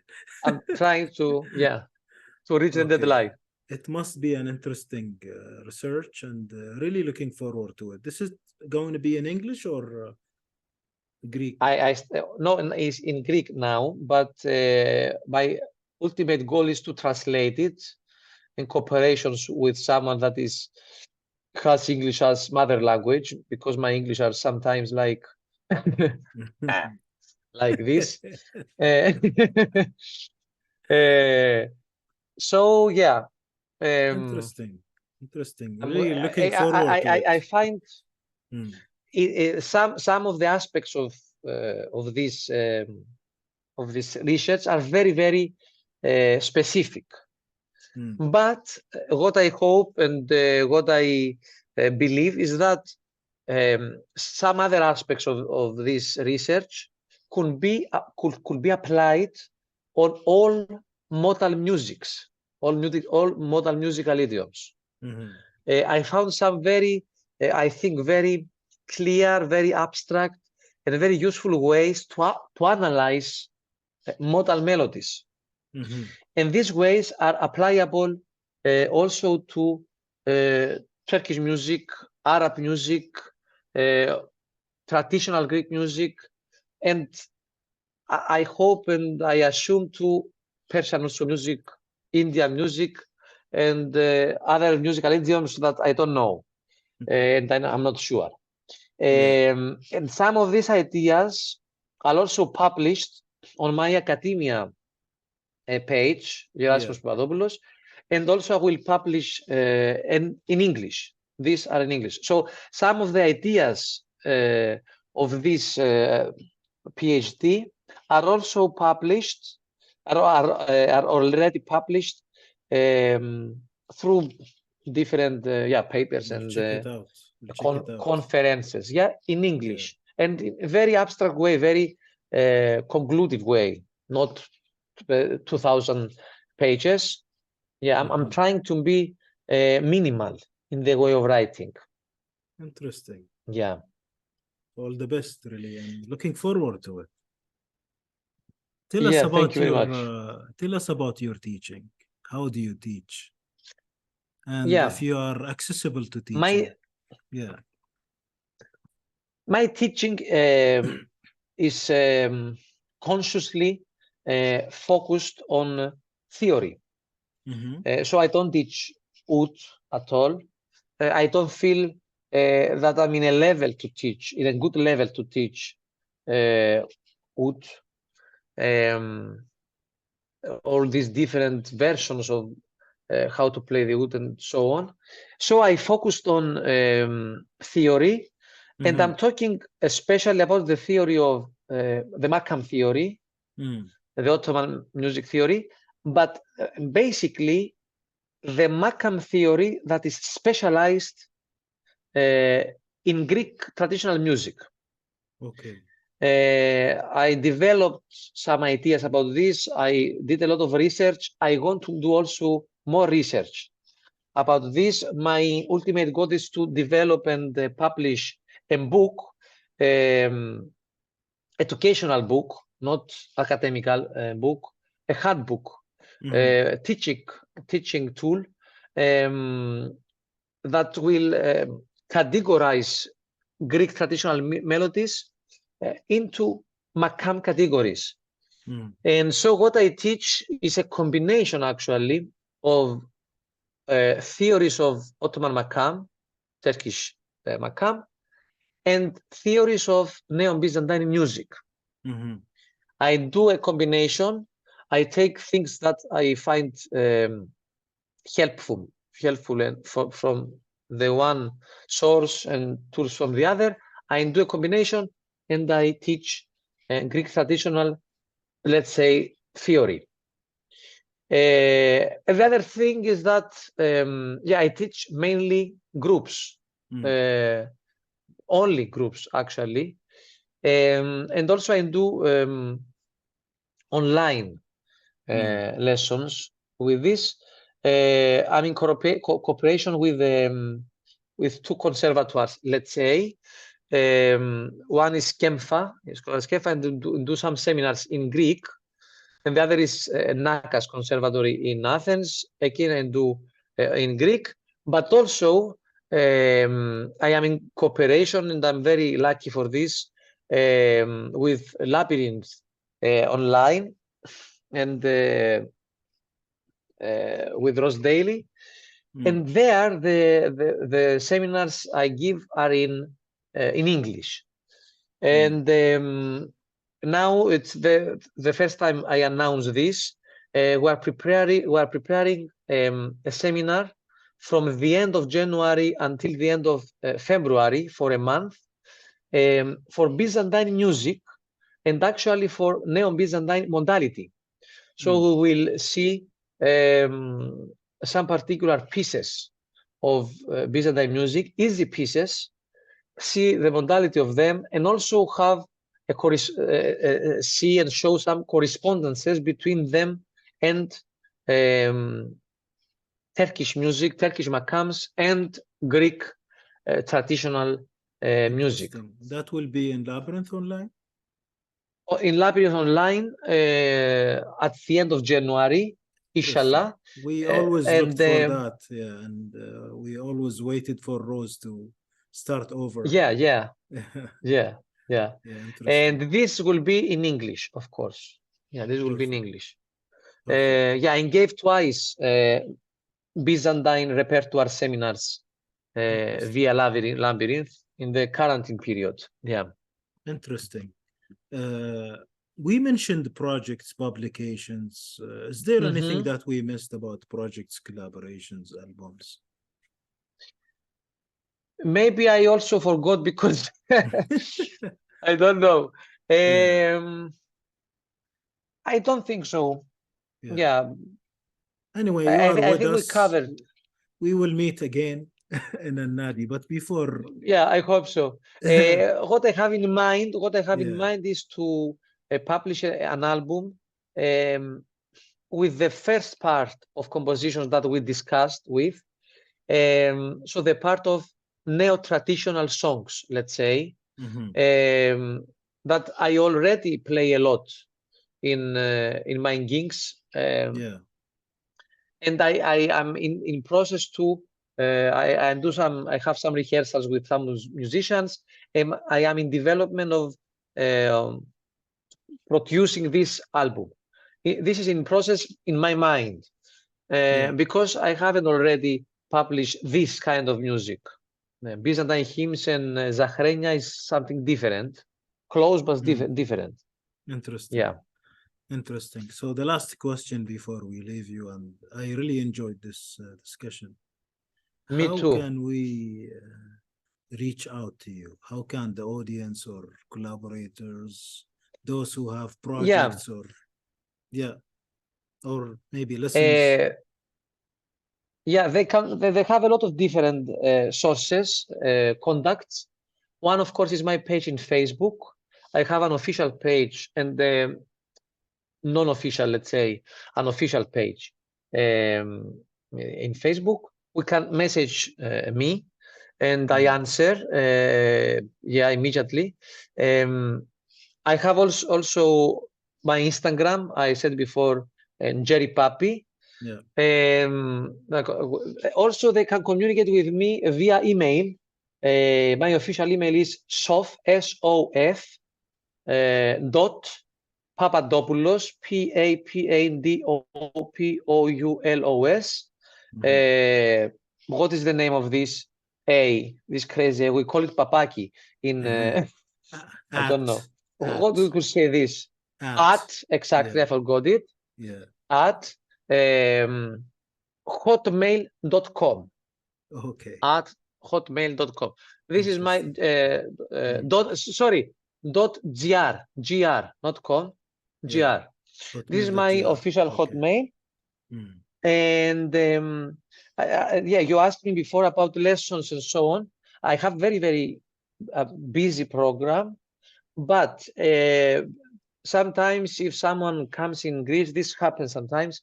If someone comes in Athens and wants a private lessons for once for something specific or for a week, I don't know, they can communicate with me, and we can fix it. We can see. Yeah. And about my gigs, you can find them on my pages on the unofficial page on Facebook and on Instagram also. Interesting. Yeah. Gerasimos, thank you very much, really. And before we I leave, thank you. You need to a last song. Give me a conclusion and then your last song. Last song. Let's think about the last song. What we forgot? We forgot to have a Cypriot song. Exactly. Then let's listen to a Cypriot song. And conclusion. What can I say? Whatever. Give me a particular subject. What? Did you like the conversation? Very much. Did you express what you wanted to say in this interview? Of course. I feel very free with you to express everything. You inspire me. That's the final conclusion. To express myself clearly. I'm really happy that we had it. Thank you very much. Thank you very much. I hope so. Thank you very much. Thank you, and thanks our audience. We'll meet soon. Thanks our audience. Bye everyone.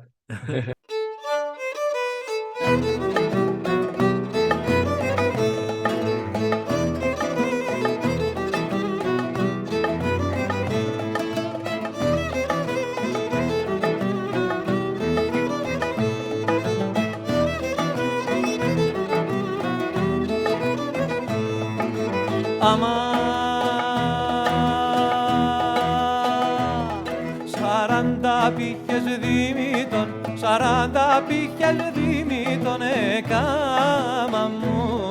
έκαμα μου μια βράκα τη γέριμη τη βράκα που κάμνει τρική τράκα.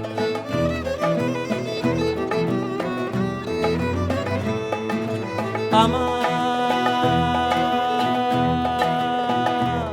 τσιρτένω καμβαλός μακρύς, τσιρτένω καμβαλός μακρύς και σάριζεν τη στράτα τη γέριμη τη βράκα που κάμνει τρική τράκα.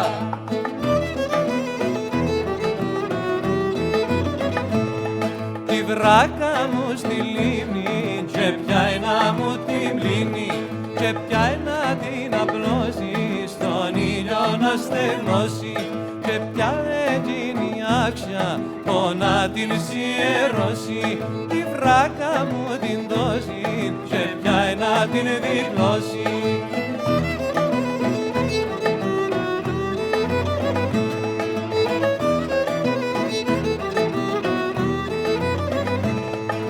Άμα ήμουν 13 χρόνων κι ήμουν 13 χρόνων και φορούν τη βράκου μου τη γέριμη τη βράκα που κάμνει τρική τράκα.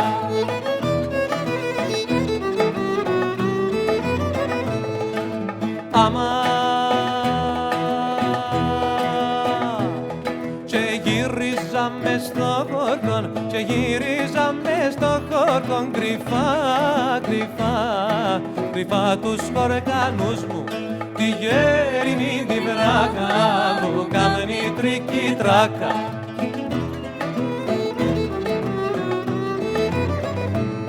Τη βράκα μου στη λίμνη και πιάει να μου την πλύνει και πιάει να την απλώσει στον ήλιο να στεγνώσει και πιάει εκείνη άξια να την σιερώσει τη βράκα μου την δώσει και πιάει να την διπλώσει.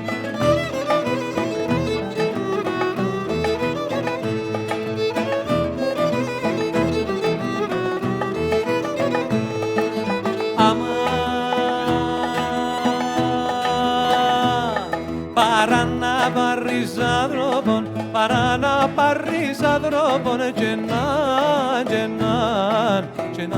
με τη βράκα τη γέριμη τη βράκα που κάμνει τρική τράκα.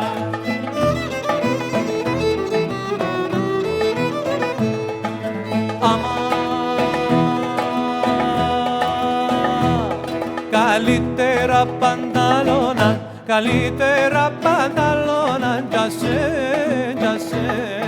τζασέ με την κομμάτα, τη γέρη μην την βράκα, που κάμνει τρική τράκα.